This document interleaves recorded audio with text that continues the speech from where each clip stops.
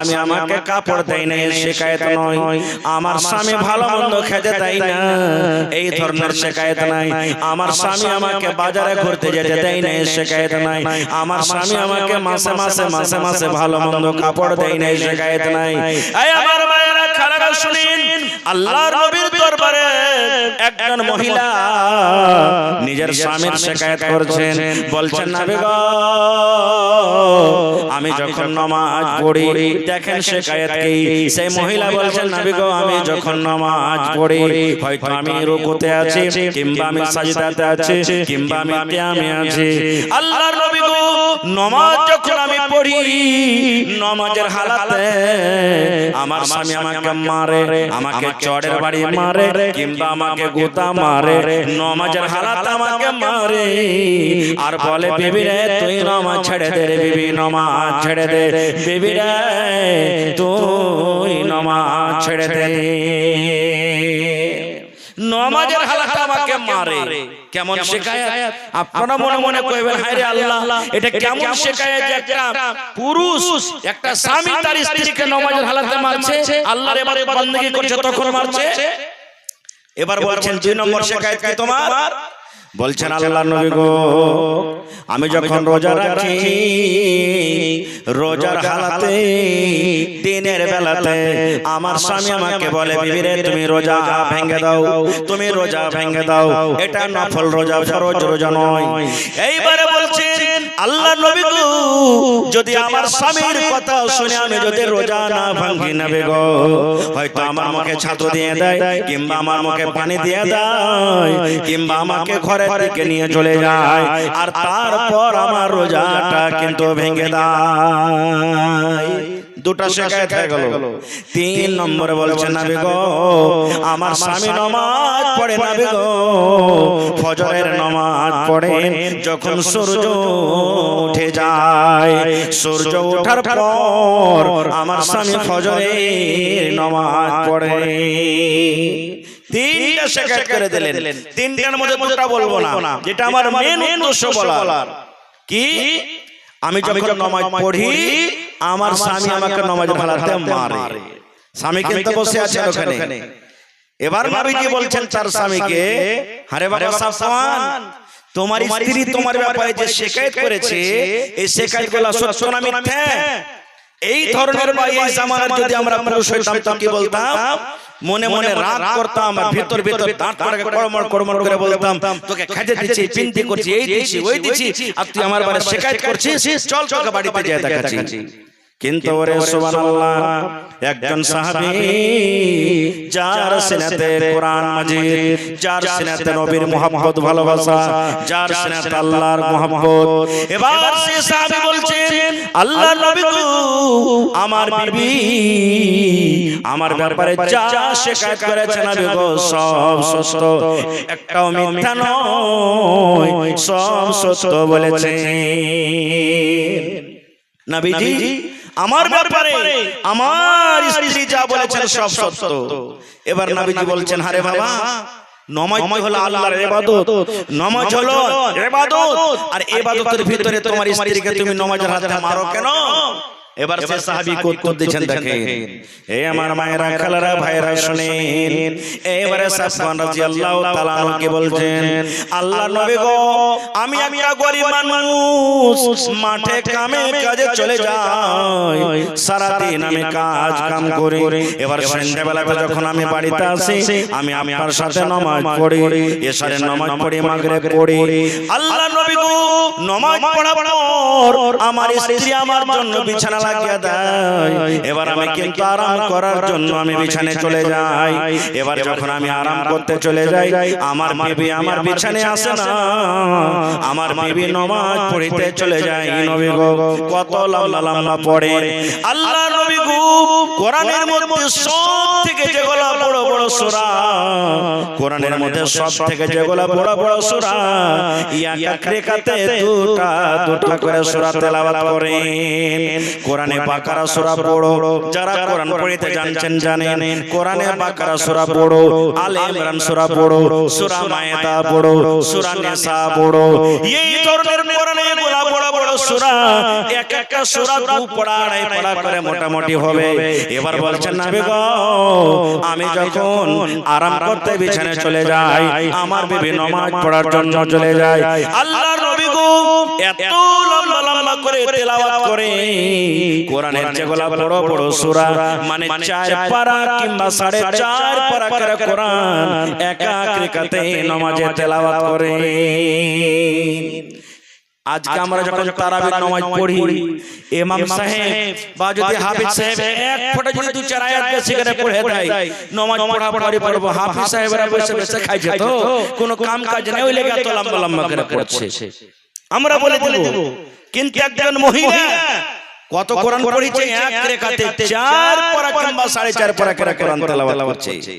এবার সে সাহাবী বলছেন নবী গো, এত লম্বা লম্বা করে নামাজ পড়েন, এবার আপনি বলেন তো কত সময় লাগবে? কোনদিন 12টা 2টা রাত হয়ে যায়, কোনদিন মুয়াজ্জিন সাহেব ফজরের আযান পর্যন্ত দিয়ে দেয়। এবার আমি ক্লান্ত হয়ে থাকি, আমার শরীরটা কিন্তু খাস্তানা হয়ে থাকে, আমার বিছানায় কিন্তু ঘুম আসে না। আমি একদিন বিবিকে বললাম, 2 দিন বললাম, 3 দিন বললাম।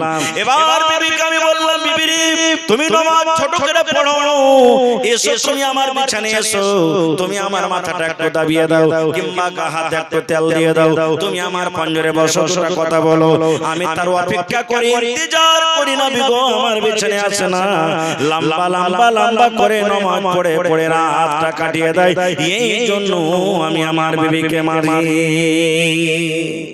এবার নবীজি কি বললেন যে হে আমার রাবি বললেন, হে মহিলারা, তোমরা সময় যখন তোমাদের বিবিরা যখন তোমাদের স্বামীরা যখন বাড়িতে থাকবে, লম্বা লম্বা করে তোমাদেরকে তেলাওয়াত করতে হবে না, ছোট ছোট করে করতে হবে। আমার হাদিসটা বলার উদ্দেশ্য হলো এই, মেলে কথা কেন লুকিয়ে আছে, কিন্তু মেন উদ্দেশ্য হলো এই যে মহিলারাও কত পড়ালেখা জানতেন, কত কোরআন জানতেন, যে একা একাতে 4 পারা করে কোরআন তারা তেলাওয়াত করতেন, কত কোরআন তাদের মুখস্থ ছিল, একটু বুঝে দেখেন তো। আজকে আমার এই ছাত্র গ্রামে কোন মা, কোন বহিন, কোন দিদি, কোন নানি এরকম মনে হয় না যে গোটা আম্মা পরাখানটা মনে হয় মুখস্থ আছে, এরকম আমাদের অবস্থা।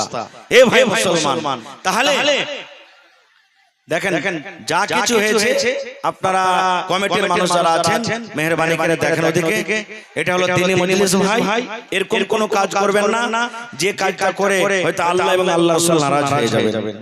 আল্লাহর ওয়াস্তে আপনারা বসে যান সবাই, যা কিছু ঘটেছে কমিটির মানুষ আপনারা যান, আর যাওয়ার পর মাহলটা আপনারা শান্ত করেন। আল্লাহর ওয়াস্তে কেউ লড়াই ঝগড়া করিয়েন না ভাই, এরকম কোনো কাজ করিয়েন না যে কাজটা করতে গেলে হয়তো জালসার উপরে আসার আসতে পারে কিংবা শরীয়তের বিরোধী এরকম কোনো কাজ হয়, এরকম কোনো কাজ করিয়েন না।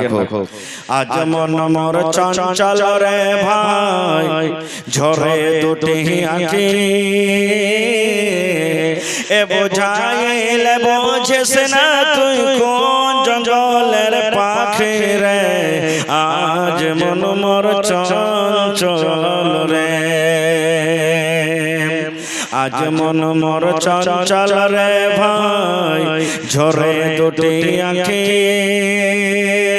এ বোঝাইলে বোঝিস না তুই কোন জঙ্গলের পাখি রে, আজ মন মোর চঞ্চল রে। কাঁচা বাঁশের খাট বাঁধিবে শুকনো পাতের ডোর,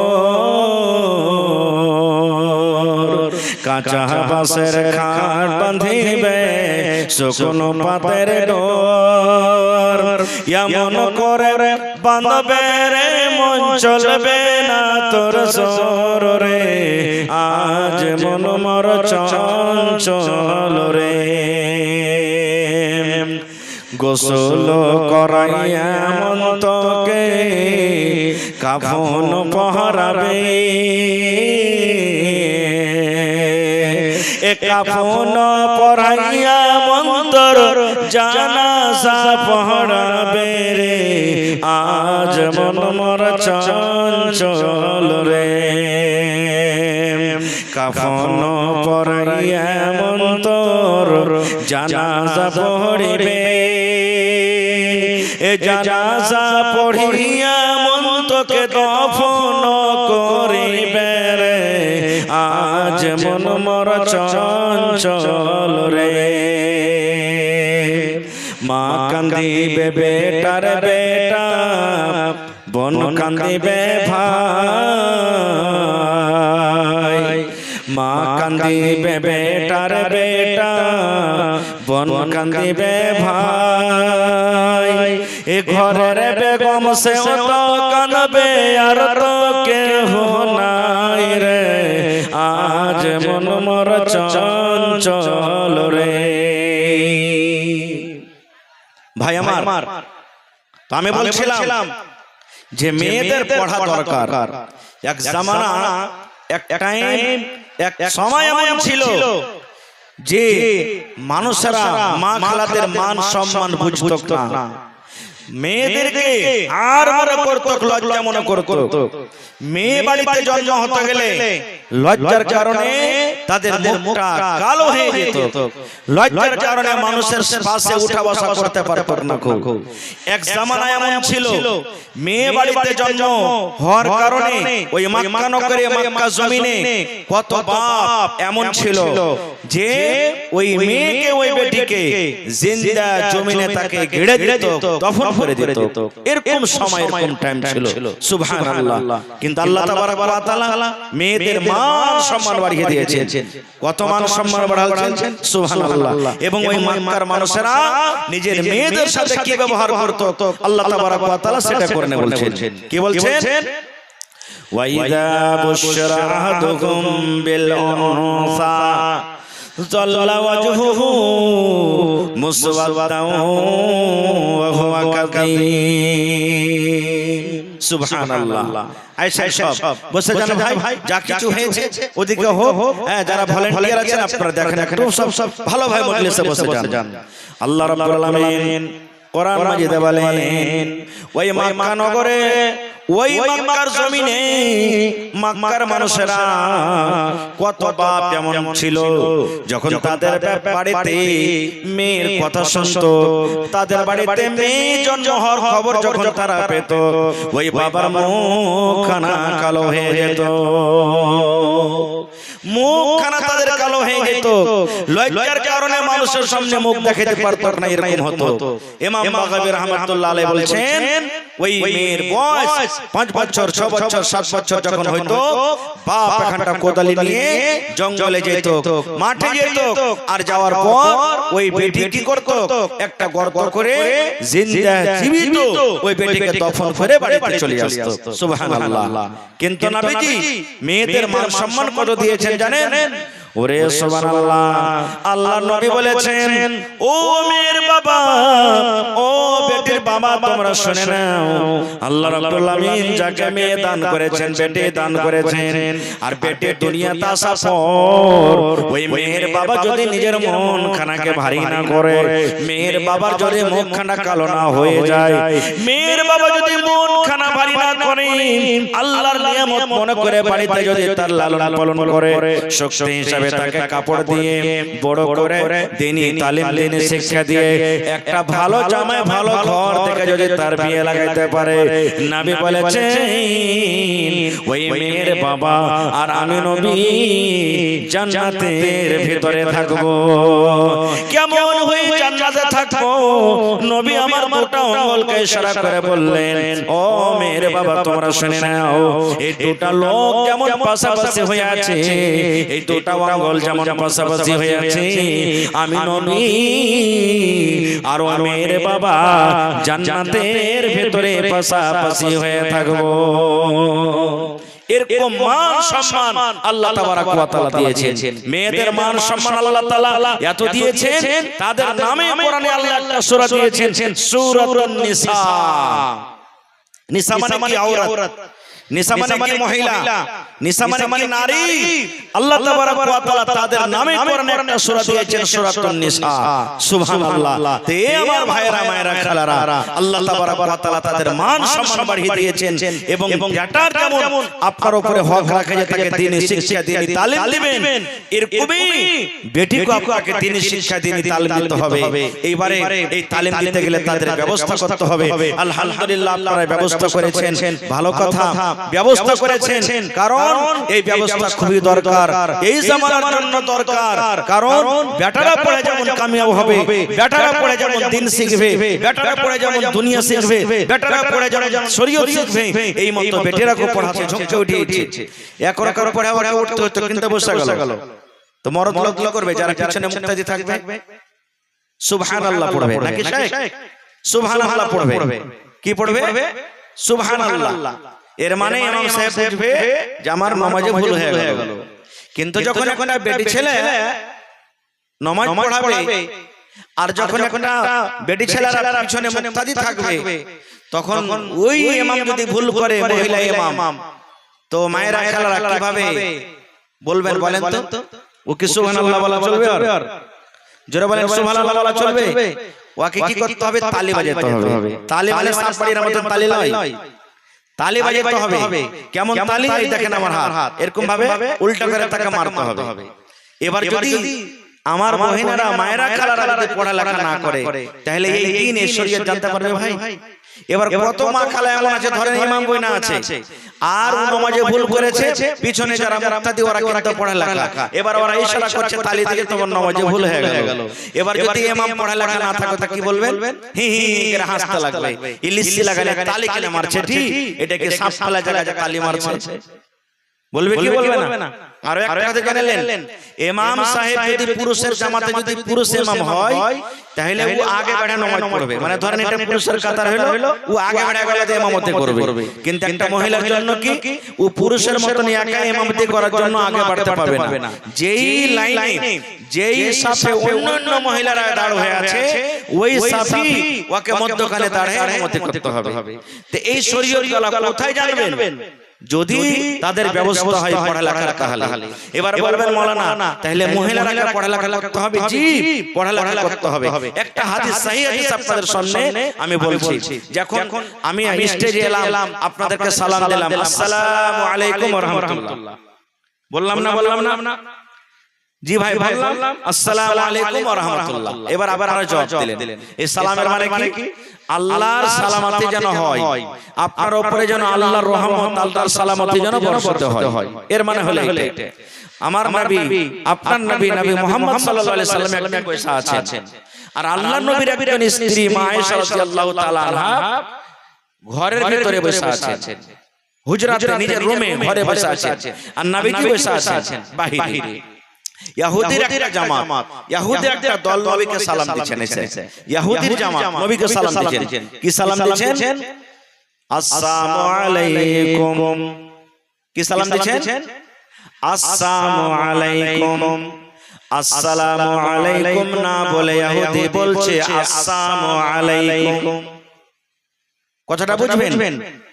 আসসালামু আলাইকুম মানে আল্লাহ রাব্বুল আমিনের দয়া, আল্লাহ রাব্বুল আমিনের রহমত আপনার পরে বর্ষিত হোক, আল্লাহর সালামতি হোক, আসসালামু আলাইকুম। কিন্তু ইহুদিরা নবীকে সালাম দিচ্ছেন, আসসালামু আলাইকুম না বলে ইহুদিরা বলছে আসসালামু আলাইকুম। আসসালামু আলাইকুম এই সালাম দিয়েছে। এবার যারা পড়ালেখা মানুষ ওরা কিন্তু জেনে নিয়েছে যার মানে কি। আল্লাহর নবীর বিবি মা আয়েশা রাদিয়াল্লাহু তাআলা আনহা ঘরের ভিতরে বসে আছেন। আল্লাহর নবীর বিবি শুনে নিয়েছেন, হায়রে আমার নবীকে ইহুদিরা এসে সালাম দিয়েছে আসসালামু আলাইকুম। এটা হলো একটা বদদুয়া, এটা হলো সালাম নয়, এটা হলো বদদুয়া। এবারে মা আয়েশা রাদিয়াল্লাহু তাআলা আনহা এবার ইহুদিদেরকে বলছে, বলছেন ওয়া আলাইকুমুস সালাম ওয়াল লানা, এই ইহুদিরা আমার নবীকে তোমরা বদদুয়া দিছো রে, আমার নবীকে তোমরা গাল দিছো, আমার নবী তোমাদের কি কাম করেছে, কি ক্ষতি করেছে, আমার নবীকে তোমরা কেন এরকম ভাষাতে কথা বলো, এরকম সালাম দাও। এইবারে বলবেন মাওলানা আসসালামু আলাইকুম মানে কি? তাহলে শুনেন, ইহুদিরা নবীকে বললেন আসসালামু আলাইকুম, হে নবী তোমার উপরে মত আসুক, তুমি মরে যাও, তোমার উপরে মত আসুক, তুমি মরে যাও। আসসালামু আলাইকুম মানে আল্লাহর দয়া, আল্লাহর সালামতি আপনার উপরে বর্ষিত হোক, আর আসসালামু আলাইকুম মানে তোমার উপরে মত হোক, তুমি মরে যাও। দুটোতে পার্থক্য হলো না? হলো না? এবারে মা আয়েশা রাদিয়াল্লাহু তাআলা যখন দেখলেন আমার নবী কোনো দোষ করেনি, ওরাকে কোনো গালি দেয়নি, কোনো কোটি কথাতে কথা বলেনি, আর আমার নবীকে এরা গালি দিচ্ছে, মা আয়েশা তখন বলছেন আমার নবীর উপরে কেন মত আসে? তোমাদের প্রতি আল্লাহর লানত এবং তোমাদের প্রতি মত আসে। যেমন কথাটা বলা, মা আয়েশা রাদিয়াল্লাহু তাআলা আনহার কথাটা শুনে আল্লাহ নবী বললেন আয়েশা থেমে যাও, থেমে যাও, থেমে যাও, থেমে যাও আয়েশা, তুমি এরকম কথা বলিও না। এবারে মা আয়েশা তখন বলছেন না বেগম, আপনার মতো ভালো লোকটাকে ওই ইহুদিরা সালাম না দিয়ে আপনার মতো সুন্দর লোক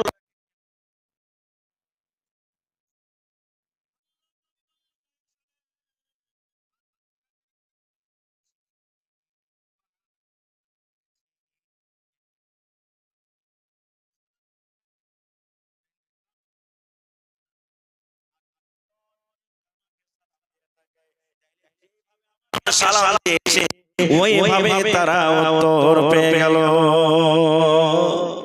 হাদিসটা আমি কেন বললাম?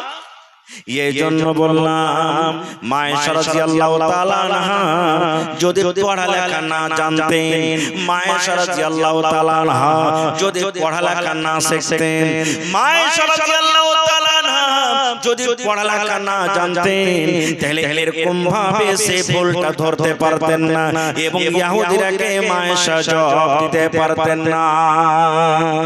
এই হাদিস থেকে আমরা বুঝতে পারলাম যে একটা মহিলাদেরকে পড়া দরকার এবং তাকে পড়া শিখতে হবে। কতখানি পড়া পড়তে হবে এর কোনো সীমা নাই, এর কোনো লিমিট নাই। বাস বাস চারটা হাদিস আপনাদের সামনে বলবো, দান আসতে শুরু হয়ে গেছে।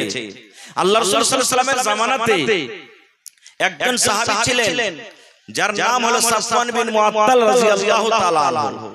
ভালো করে মনে রাখবেন নামটা। আল্লাহ রাসূল সাল্লাল্লাহু আলাইহি ওয়াসাল্লামের জামানাতে একজন সাহাবী ছিলেন, সাহাবীর নাম কি? সাফওয়ান বিন মুআত্তাল রাদিয়াল্লাহু তাআলা, একটা গরীব ধরনের সাহাবী। এবার সে সাহাবী কি করতেন জানেন? মাঠে কাম কাজ করতে যেতেন। এবার বাড়িতে আসার পর স্ত্রীকে হয়তো ডাঁটের জন্য বা কিছুর জন্য মাঝে মাঝে মাঝে তাকে মারতেন। কখন মারতেন?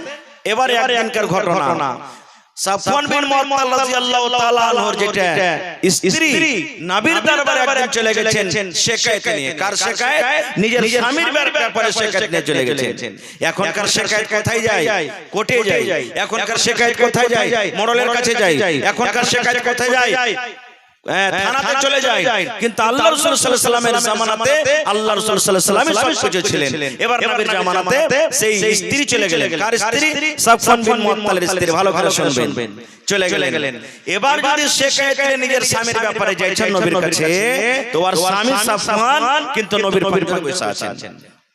আপনারা বলেন তো ভাই, যদি কোনো মহিলা নিজের স্বামীর শিকায়েত করে তাহলে আমনে সামনে করতে পারবে? পারবে যে ভাই? আমনে সামনে করতে পারবে না, ভয় খাবে। কারণ যে আমি যদি আমার স্বামীর এখন শিকায়েত করি তো হয়তো আমাকে পরে মারবে বা বকবে, এই ভয়টা ভিতরে ঢুকবে। কিন্তু সেই মহিলা বলেছেন না, আমার স্বামী বসে আছে, থাক, আমি যখন আমার স্বামীর ব্যাপারে শিকায়েত নিয়ে এসেছি আমি নবীর সামনে বলবো। এবার মজলিসে হাজির হয়ে গেলেন। এবার আল্লাহ রাসূল সাল্লাল্লাহু আলাইহি ওয়াসাল্লামকে বললেন, সেই মহিলা কি বলেছেন দেখেন। আল্লাহর নবী গো, সাফওয়ান বিন মুআত্তাল আমার স্বামী।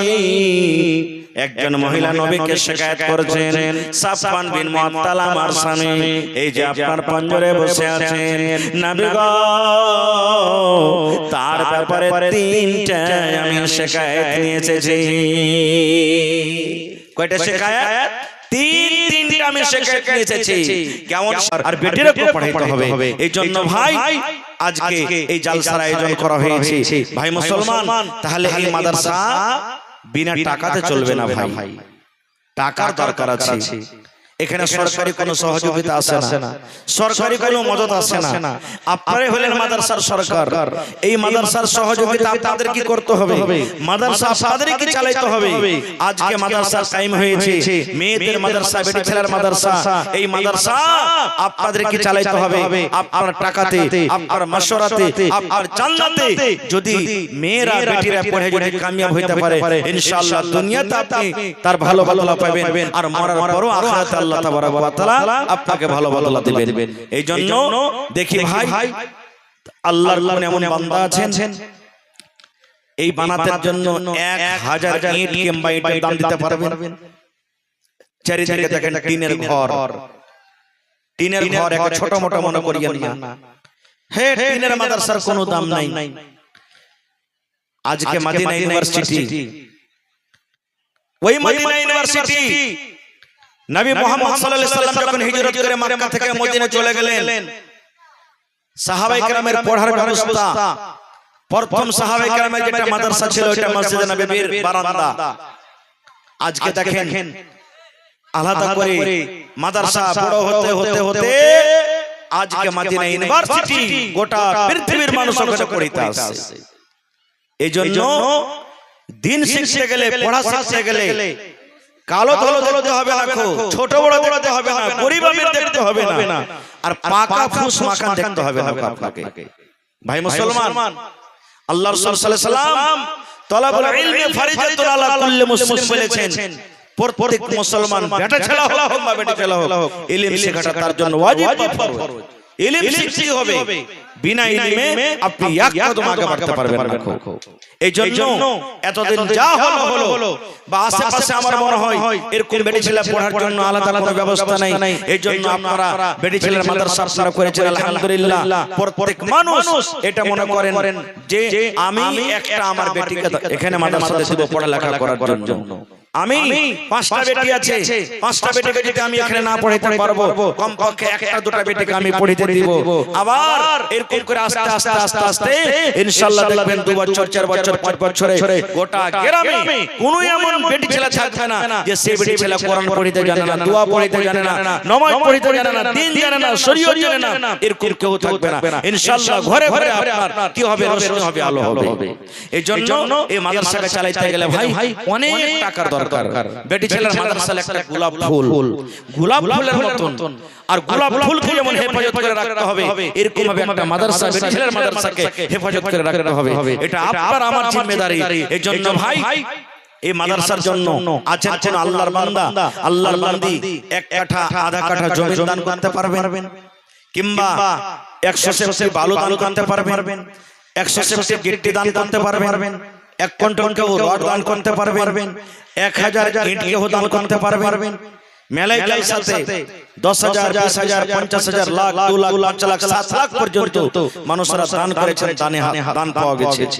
আজকে আমার মায়েরা খালারাকে বলবো, দেখি কোন আমার মা খালা রানী দাদি এমন আছেন গলা থেকে একটা পান গলা দিতে পারবেন, যেখানে আপনার বেটিরা আপনার মেয়েরা পড়ালেখা করবে, কান থেকে বালি দান করতে পারবেন, গলার একটা হার দিতে পারবেন, হাতের একটা আংটি কিংবা পায়েল দান করতে পারবেন। দেখি এর কোন আল্লাহর বান্দি আছেন আল্লাহর এই কোরআনের জন্য, যেখানে সুবহানাল্লাহ আপনাদের মেয়েরা পড়ালেখা করবে, তাকে আবাদ করতে হবে, ঘর বানাইতে হবে, বাউন্ডারি করতে হবে, মসজিদ বানাইতে হবে, মেলার ব্যবস্থা করতে হয়। তো আসেন তো দেখি আমার কোন ভাই এলাকার মানুষ আলহামদুলিল্লাহ দান করতে ভালো হয়, সত্য ভালো। আমি কয়েকবার মেনঝেলি মাদ্রাসাতে এসেছি, আলহামদুলিল্লাহ খুব মানুষরা ওয়াজ শুনতে যেমন ভালো, দান করতে ভালো, আলহামদুলিল্লাহ। এই আমার ছাচিয়া এলাকার মানুষ ইনশাআল্লাহ মাদ্রাসার প্রতি মহব্বত ভালোবাসা দেখিয়ে ইনশাআল্লাহ দান করবেন। তো আসেন তো দেখি আমার কোন ভাই আছেন, মা আছেন, খালা আছেন, যে আমার হাতে 1000 2000 5000 500 200 50,000 1 কাঠা আধা কাঠা জমি দান করতে পারবেন। আমি কমিটির মানুষকে বলবো যে মা খালারকে পিন্ডালে চাদর দিয়ে পাঠিয়ে দেন, আর মায়েরা খালারকে বলবো চাদর ভর্তি করে করে আপনারা দান দিয়ে পাঠাবেন। আর একটা কথা বলে দিই ভাই, আজকে হলো 16 তারিখ, আজকে মাগরিব থেকে মুহররম মাসের চাঁদ কিন্তু উঠে গেছে। এটা হলো মুহররম মাস, এটা হলো আরবির দিক দিয়ে সালের প্রথম নতুন মাস। যেমন জানুয়ারি মাস ইংরেজিতে বছরের প্রথম মাস, নতুন মাস। এই মতো মুহররমুল হারাম এই মাসটা হলো বছরের নতুন মাস, প্রথম মাস। এই 10টা দিনের ফজিলত খুবই আছে। এই 10টা দিনের ফজিলত আল্লাহ রাব্বুল আলামিনের নিকটে খুবই। এই 10 দিনে যত বেশি বেশি রোজা করতে পারেন, এই 10 দিনে যত বেশি বেশি দান করতে পারেন, এই 10 দিনে যত তাসবিহ তাহলিল করতে পারেন, তেলাওয়াত করতে পারেন, জিকির আজকার করতে পারেন, যত বেশি বেশি পারেন। মায়েরা খালারা কাহারি যদি বাকি থাকে রোজা থাকে, এই মাসে কোশিশ যদি করেন আমি করব, ইনশাআল্লাহ করতে পারেন। আর যদি কিছু বেশি না করতে পারেন, এই মাসে দুটো রোজা আছে। এই মুহররমের দুটো রোজা আছে। ঢোল বাজা খেলতে হবে না কো ভাই, লাঠি তাম্বা বাঁশি এগুলা করতে হবে না কো, এগুলা শরীয়ত থেকে নিষেধ আছে। আমাদেরকে যেটা আমল নবী মুহাম্মদ সাল্লাল্লাহু আলাইহি ওয়াসাল্লাম দিয়েছেন বা করেছেন, সাহাবায়ে করেছেন, সেটা হলো কি রোজা। দুটো রোজা আছে, বেটা ছেলেরাও করবে, মেয়েরাও করবে, বেটিরাও করবে, বড় গলাও করবে, ছোট গলাও করবে। দুটো রোজা আছে, যদি পারেন তো করবেন। কখন রোজা করতে হবে? চাঁদের 9 তারিখে একটা রোজা, আর চাঁদের 10 তারিখে একটা রোজা। কি আপনার নাম? মুমতাজ 500 টাকা দিলেন, মাশাআল্লাহ। তাহলে পারবেন না কিছু? জি দাদাজি, আচ্ছা দিয়ে দেব। তো দুটো রোজা করবেন, চাঁদের 9 তারিখ আর চাঁদের 10 তারিখ। এবার চাঁদের 9 তারিখ কবে পড়বে? বৃহস্পতিবারের দিন। যেটা সামনে বৃহস্পতিবার আছে এটা নয়, আর এর পরে যেটা বৃহস্পতিবার আসবে ওই বৃহস্পতিবারে চাঁদের 9 তারিখে একটা, আর শুক্রবার চাঁদের 10 তারিখে একটা। দুটো রোজা করবেন। আল্লাহ রাসূল বলেছেন যদি কোন আল্লাহর বান্দা বান্দিরা দুটো রোজা করতে পারে তাহলে 1 বছরকার তার গুনাহ মাফ হবে। দুটো রোজা করবেন চাঁদের 9 তারিখে 10 তারিখে। এই বৃহস্পতিবার শুক্রবার বাদে আগলা বৃহস্পতিবার শুক্রবারে দুটো রোজা করবেন, আপনার জীবনের সাগীরা ছোট ছোট গুনাহ 1 বছরকার গুনাহ আল্লাহ তাবারক ওয়া তাআলা maaf করবেন। এই লেগে দুটো রোজা হওয়ার হালে আপনারা যতদূর পারবেন করবেন ইনশাআল্লাহ। অনেক ফজিলত। মাশাআল্লাহ, জাযাকাল্লাহ। রব্বানা যালামনা আনফুসানা ওয়া ইল্লাম তাগফির লানা ওয়া তারহামনা লানাকুনান্না মিনাল খাসিরিন। ربنا آتنا في الدنيا حسنة وفي الآخرة حسنة وقنا عذاب النار। اے رب العالمین، اے اللہ তোমার বান্দা আল্লাহ 500 টাকা তোমার রাহে খরচ করে গেল, জমা করে গেল। 5000 টাকা মনে করে তুমি কবুল করে নাও। আল্লাহ একজন তোমার বান্দা 200 টাকা দিয়েছে, আরো একজন 200 টাকা দিয়েছে রব্বুল আলামিন, আরো একজন তোমার বান্দা আল্লাহ 600 টাকা জমা করে গেল রব্বুল আলামিন, আরো একজন তোমার কোন বান্দা 800 টাকা জমা করে গেল। এ রব্বুল আমিন, জানি না তারা কি নিয়তে দান করে গেল, আল্লাহ তাদের নিয়তকে তুমি পূর্ণ করে দাও। আল্লাহ হাতে টাকাতে পয়সাতে বরকত দাও, খেতে খেলেনে আল্লাহ বরকত দাও। আল্লাহ মা বাবা দাদা নানা নানি যারা কবরে চলে গেছেন তাদের কবরে তুমি জান্নাতের বিছানা দিয়ে দাও। আল্লাহুম্মা আমিন। আপনি মাস্টার সাহেবের ভাই নাকি? মাস্টার মুস্তাকালাম ওরকম চেহারাটা লাগছে। হ্যাঁ হ্যাঁ, আচ্ছা। কি আপনার নাম? সামিম। সামির, মাশাআল্লাহ। তো 500 টাকা থেকে আর বেশি বাড়বে না জি? আর 500 টাকা দিয়ে 1000 পড়িয়ে দিন। এক পারা কোরআনের দাম কমসে কম দেন ভাই। 30 পারা কোরআন আছে, 30টা লোক কমসে কম 1000 করে দেন। কোরআনের মান সম্মান রেখে, কোরআনের দাম তো আল্লাহ ছাড়া কেউ দিতে পারবে না। একটা হরফের দাম মানুষের ক্ষমতা নেই দেওয়ার, তবে কোরআনের মান সম্মান রেখে 30টা লোক এমন কেউ আছেন আল্লাহর কোন বান্দা 1000 করে দান করবেন। এবং একটা লোকের কাছে আমি 10,000 টাকা চাইলাম, একটা 1000 ইটের দাম। এবং কোন আল্লাহর বান্দা এক গাড়ি বালুর দাম মোটামুটি 7 থেকে 7,500, কোন আল্লাহর বান্দা এক গাড়ি গিরির দাম এটা মোটামুটি 9 থেকে 10,000 টাকা। তো ভাই এই ধরনের 10টা লোক মোটা এসে আপনারা যারা মাদ্রাসার মানি হলেন, গ্রামের জিম্মেদার হলেন, ডাক্তার, মাস্টার, ইঞ্জিনিয়ার, প্রফেসর, এরকম জমিদার, আপনারা একটু ভাই আসেন চট করে। আমার পিছনে আরো বড় ভাগন আছেন, তারা আপনাকে শুনতে হবে। এই জন্য 10 মিনিটে আপনারা চট করে নিজের দানটাকে দিয়ে দেন। মাশাআল্লাহ, জাযাকাল্লাহ। এ রব্বুল আমিন, সামির উদ্দিন সাহেব 500 টাকা জমা করে গেল রব্বুল আমিন। 5000 টাকা মনে করে তুমি কবুল করে নাও। আয় আল্লাহ, হাতে টাকাতে বসাতে বরকত দাও, বাড়ি ঘরে তুমি সুখ শান্তি দাও আল্লাহ জি। মা বাপ দাদু দাদি নানা নানি শ্বশুর শাশুড়ি যারা বেঁচে আছে ভালো রাখো, আর যারা কবরে চলে গেছেন জানি না মাওলা তারা কবরে কি হালাতে আছে। হে রব্বুল আমিন, যদি তারা কবরে কোন রকমের মুসিবতে থাকে এই দানের বিনিময়ে আল্লাহ তারকে মুসিবত তুমি দূর করে দাও। আল্লাহ তারকে কবরে তুমি জান্নাতের বিছানা দিয়ে দাও। আল্লাহ তারকে কবরকে তুমি নূর দিয়ে মনোমর করে দাও। রব্বানা তাকাব্বাল মিন্না ইন্নাকা আনতাস সামিউল আলিম। আমিন সুম্মা আমিন। কোরআন মাজিদে একটা সূরা আছে সূরা মারিয়াম, কোরআন মাজিদে একটা সূরা আছে সূরা আলে ইমরান। এই দুটো সূরাকে মিলিয়ে ছোট এক টাকা 2 মিনিট একটা ঘটনা বলছি। ঘটনা খুবই লম্বা কিন্তু আমি ছোট ছোট করে শর্টে বলছি, ভালো করে শুনবেন। কোরআনে একটা সূরা আছে সূরা মারিয়াম আর একটা সূরা আছে সূরা আলে ইমরান। দুটো সূরাকে মিলিয়ে বাস 2 মিনিট একটা ঘটনা বলছি। কি ঘটনা?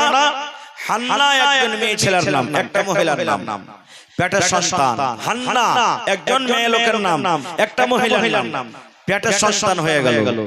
মা নজর মানছেন, যেমন আমরা নজর মানি। আল্লাহ এই চকের জমিনটা যদি আমি কিনতে পারি আমি 500 টাকা দান করব। আল্লাহ জি এই কামটা যদি আমার হয়ে যায় আমি 2টা রোজা করব। আল্লাহ এই কামটা যদি আমার হয়ে যায় তা আল্লাহ আমি এত টাকা দান করব। আমরা নজর মানি না? এরকমই মা হান্না পেটের সন্তান নজর মেনেছে। এখনকার জামানা তো ছিল না, চল রে আলে আসন করে আসি, ছবি করে আসি, ছেলে আছে না মেয়ে আছে, পেটে থাকাতে আমরা বুঝেলি বা আল্লাহ তাআলা মানুষকে এতখানি জ্ঞান বুদ্ধি দিয়েছে মানুষ জানতে পারে, কিন্তু তখন তো ছিল না। মা হান্না পেটের সন্তান আল্লাহর কাছে নজর মানছেন। কি নজর মানছেন? আল্লাহকে বলছেন, হে রব্বুল আলামিন আমি হান্না তোমার দরবারে নজর মানি। আয় আল্লাহ আমার পেটে যেটা সন্তান রয়েছে আল্লাহ এই সন্তান যখন দুনিয়াতে আসবে, এই সন্তান যখন দুনিয়াতে আল্লাহ আসবে জন্ম নেবে, আমি মা তোমার ঘরের জন্য আমি তাকে দান করে দিলাম। আমি তার কামাই করা খাবো না, চাকরি করা খাবো না, দোকানদারি করা খাবো না, বিজনেস করা খাবো না। আয় রব্বুল আমিন আমার এই পেট থেকে সন্তান যখন দুনিয়াতে জন্ম নেবে আমি মা তোমার ঘরের জন্য আমি তাকে দিয়ে দিলাম। ঘরের জন্য আমি দিয়ে দিলাম আল্লাহ, মসজিদ আকসাতে আমি দিয়ে দিলাম। তোমার ঘরে আমার এই ছেলে থাকবে, তোমার ইবাদত করবে, বান্দাগি করবে, আল্লাহ আমি নেকি পাবো। মাশাআল্লাহ। কি নাম ভাই? দাউদ আলাম। মাশাআল্লাহ দাউদ ভাই 1000 পড়বে না এক পারা কোরআনের দাম ভাই? জীবনে কত টাকা আসছে যেছে বিসমিল্লাহ করেন 1000 টাকা দিয়ে আপনি ইনশাআল্লাহ আপনার জন্য আল্লাহর দরবারে দোয়া করব। 30টা আমি নওজওয়ানকে দেখতে চেয়েছি যে 1000 করে দিবে, ইনশাআল্লাহ আল্লাহ তার বরকত দিবে। যদি ভাই ক্যাশ না থাকে অনলাইনের ব্যবস্থা আছে, অনলাইন আপনি জমা করতে পারেন। মাশাআল্লাহ দেখেন আমার ভাই দাউদ সাহেব 1000 টাকা এক পারা কোরআনের দাম দিয়ে দিলেন। মাশাআল্লাহ জাযাকাল্লাহ। আমিন ভাই মাশাআল্লাহ। মাওলানা আমিন সাহেব এই দেখেন এক পারা কোরআনের দাম আমার ভাই 1000 টাকা দিলেন। মাশাআল্লাহ। এখন প্রেস চলছে কি আর এনে মান দিয়েছে নাকি মানে